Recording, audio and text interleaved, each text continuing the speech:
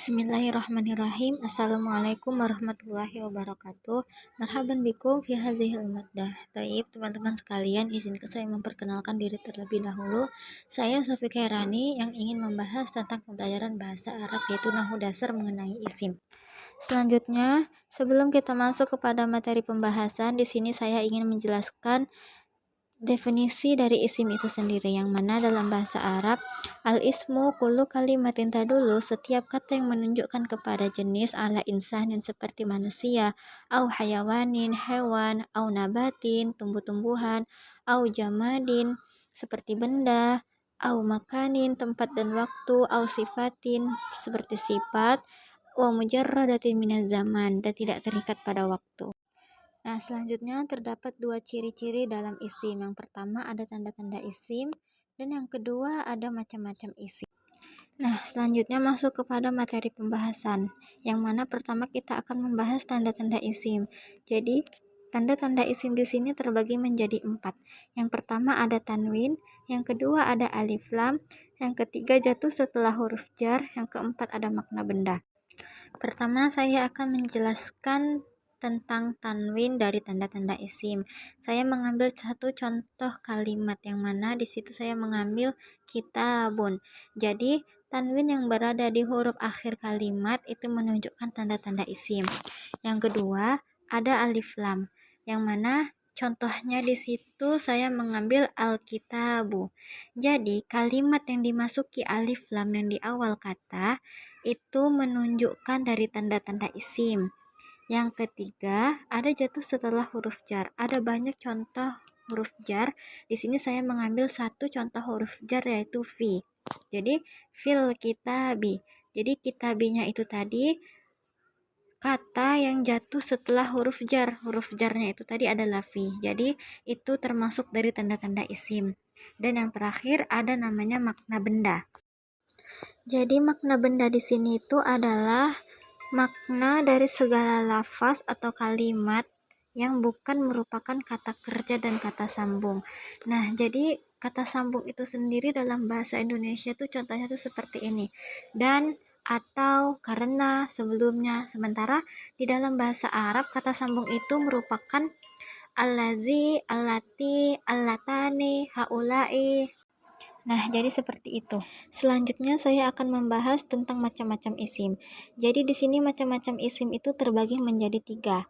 Yang pertama ada isim dari segi kekhususannya, yang kedua ada isim dari segi jenisnya, dan yang ketiga ada isim yang dari segi mabni dan mu'rabnya. Jadi dari segi mabni dan mu'rabnya ini tadi, mabninya itu tadi adalah tetap yang tidak bisa berubah walau dalam keadaan posisi bagaimanapun. Sementara mu'rab tersebut itu adalah kebalikan dari mabni, yang mana mu'rab itu tadi dapat berubah sesuai dengan keadaan posisi bagaimanapun. Di sini saya akan membahas satu persatu tentang penjelasan dari macam-macam isim ini. Yang pertama, di sini saya akan membahas tentang isim dari segi kekhususannya.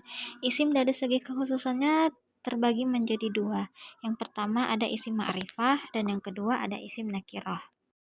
Isim ma'rifah adalah setiap isim yang menunjukkan sesuatu secara khusus, seperti ismu domir, kata ganti, contohnya huwa huma hum, hiya huma hunna. Yang kedua ada ismu alam, nama orang, nama negara, nama tempat, contohnya seperti Fatimatun, Indonesiun. Nah, yang ketiga ada ismu isyarah, yaitu kata tunjuk, contohnya seperti haza, hazihi, dzalika. Yang keempat ada ismu mausul, yaitu kata sambung, seperti aladzi, alati. Yang kelima ada setiap isim yang beralif lam, contohnya seperti al-faslu, al-babu, al-baitu. Yang terakhir ada idhofah, yang mana setiap isim yang dihubungkan dengan salah satu dari isim ma'rifah, contohnya itu seperti hadzal fasli, hiya Fatimah, dan lain sebagainya. Yang kedua ada namanya isim nakirah, yaitu setiap isim yang menunjukkan sesuatu yang masih umum dan tandanya tidak beralif lam. Contohnya tuh seperti tolibun, kitabun. Tolibun di sini itu memiliki arti murid. Jadi muridnya itu masih bebas, mau murid perempuan, mau murid laki-laki. Jadi murid di sini itu dikatakan masih umum. Yang kedua ada kitabun. Kitabun di sini memiliki arti buku, yang mana buku ini memiliki makna masih umum, mau itu buku tulis, buku pelajaran dan lain sebagainya. Yang kedua ada isim berdasarkan jenisnya. Isim yang berdasarkan jenisnya ini terbagi menjadi dua. Yang pertama ada mu'annas, yang kedua ada muzakkar. Nah, mu'annas di sini juga terbagi menjadi dua. Yang pertama ada mu'annas majazi dan yang kedua ada mu'annas hakiki. Mu'annas majazi adalah benda yang tidak bernyawa namun memiliki tanda mu'annas. Dapat diketahui bersama tanda isim tersebut adalah tamar buto, alif taknis maksurah atau alif bengkok, alif taknis mamdudah yaitu alif dan hamzah yang berada di akhir kata, dan menunjukkan makna benda pada mu'annas. Yang kedua, ada mu'annas hakiki, yang mana isim yang menunjukkan jenis perempuan dari manusia dan betina pada hewan. Selanjutnya, isim yang berdasarkan jenis muzakkar, yaitu setiap isim yang menunjukkan jenis laki-laki dari manusia dan jantan pada hewan. Yang terakhir, ada isim dari segi mabni dan mu'rabnya. Isim dari segi mabni adalah isim yang harokat akhirnya tidak bisa berubah walau dalam keadaan dan posisi bagaimanapun.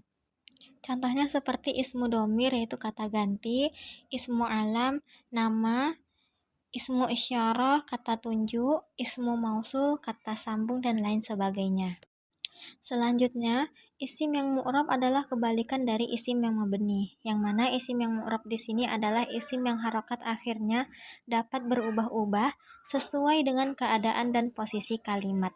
Macam-macam isim yang mu'rab itu terbagi menjadi 9. Yang pertama ada isim mufrad, contohnya seperti tolibun, karena menunjukkan makna tunggal.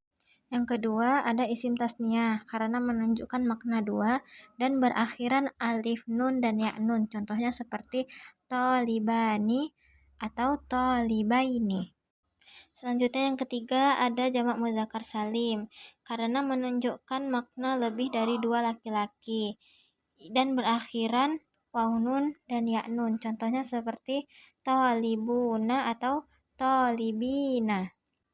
Yang keempat ada jamak mu'annas salim, yang mana menunjukkan makna lebih dari dua perempuan dan berakhiran alif ta. Contohnya seperti tolibatun.